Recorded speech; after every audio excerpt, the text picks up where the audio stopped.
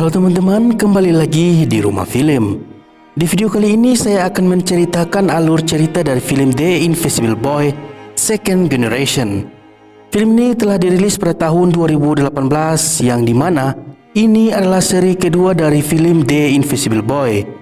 Jadi buat kalian yang belum nonton seri pertamanya, saya sarankan agar menonton terlebih dahulu agar kalian paham dengan seri kedua ini.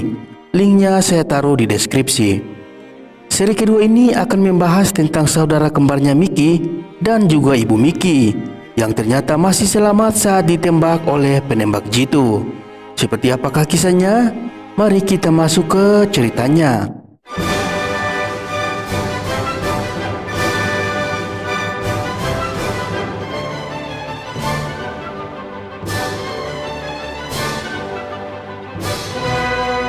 Film dibuka dengan memperlihatkan seorang wanita yang bernama Natasha. Wanita ini hendak diperkaos oleh seorang pria. Akan tetapi pria tersebut malah dibakar oleh Natasha. Dia pun dikejar oleh teman-teman pria tersebut. Saat terkepung, dia pun dibantu oleh makhluk tak kasat mata. Dan ternyata itu adalah Yelena, ibu dari wanita tersebut.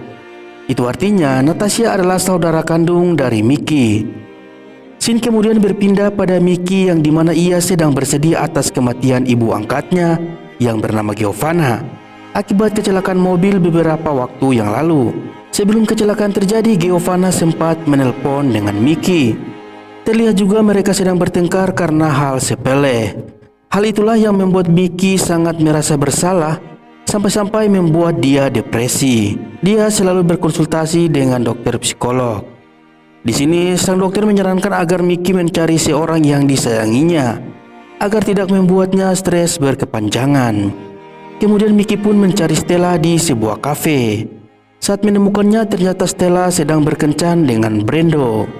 Dia pun segera ke toilet dan mengganti baju pemberian ayahnya. Lalu ia segera menggunakan kekuatan menghilangnya. Mickey pun mencoba menguping percakapan mereka berdua. Di sini terlihat Brando mengatakan bahwa dialah yang menyelamatkan Stella di kapal waktu insiden penculikan itu. Stella tentu saja tidak mengingatnya, dikarenakan ayah Mickey sudah menghapus ingatan semua orang pada waktu itu. Mickey yang mendengar hal itu sangat marah hingga membuat gelas mereka berdua menjadi pecah. Di sekolah mereka kedatangan murid baru yang bernama Natasha. Si Natasha ini adalah adik kandung Mickey. Hanya saja Mickey belum menyadari hal itu. Suatu ketika Brando mengadakan sebuah pesta. Mickey juga datang di pesta itu dengan wajah penuh amarah. Dia hendak mencari Stella untuk membuktikan bahwa dialah teman tak kasat mata itu. Saat ingin membuktikannya, Natasha yang berada di situ langsung membakar bar itu dan membuat semua orang lari menyelamatkan diri. Kemudian Mickey dipukul oleh Natasha hingga pingsan. Saat terbangun, dia sudah berada di rumah Natasha. Di situ juga ada Yelena. Lalu Yelena mengatakan bahwa dia adalah ibu kandungnya. Mickey yang mendengar hal itu tidak percaya. Yelena pun langsung membuktikannya dengan menghilang. Akhirnya Mickey percaya bahwa Yelena adalah ibu kandungnya.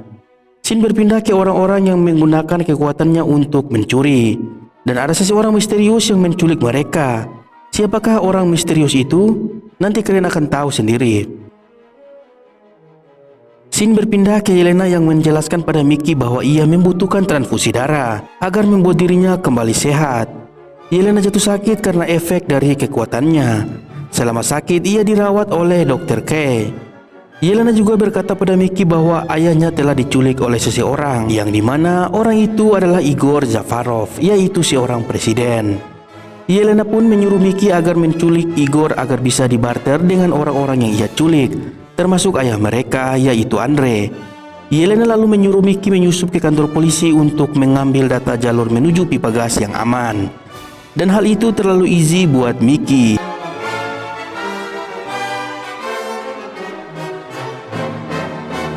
Mereka pun mulai menyusun rencana dengan melewati jalan yang keamanannya tidak terlalu ketat.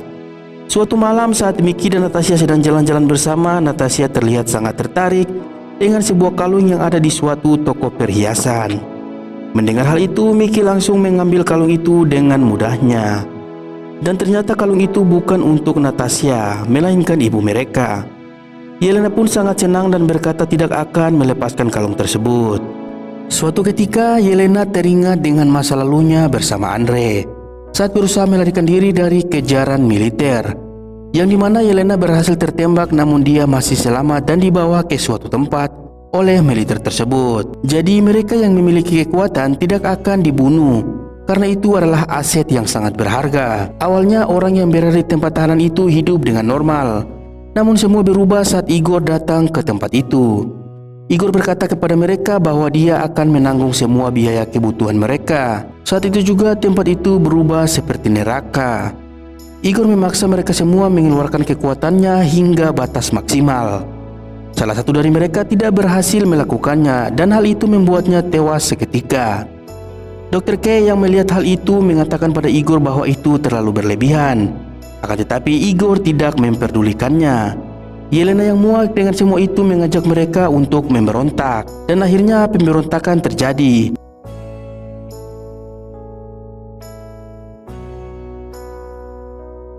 Di mana mereka berhasil mengalahkan para tentara itu dengan kekuatan mereka.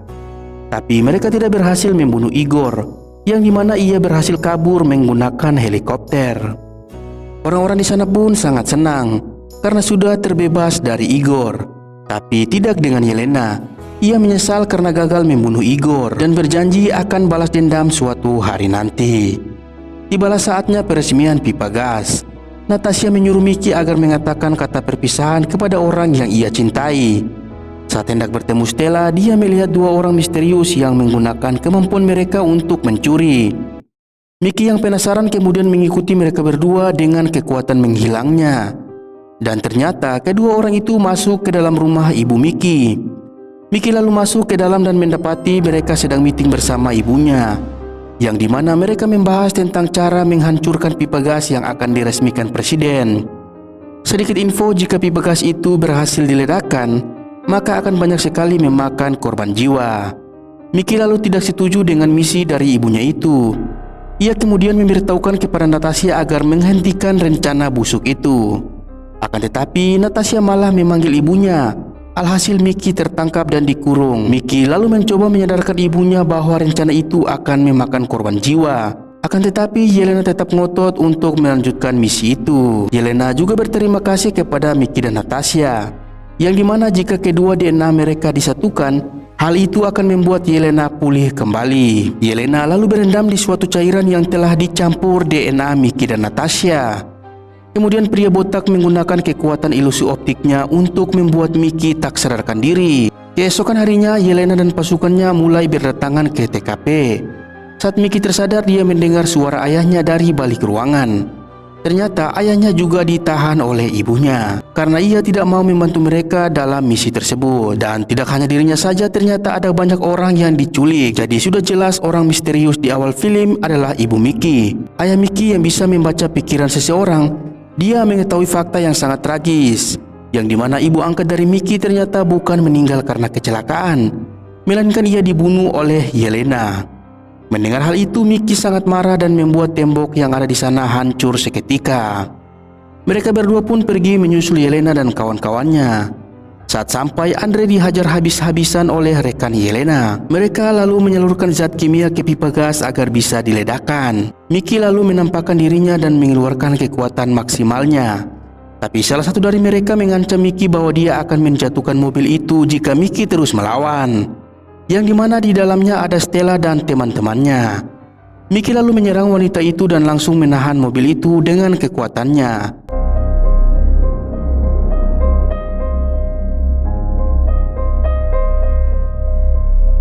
Hal itu membuat semua orang yang ada di situ sangat takjub dengan kekuatan Mickey.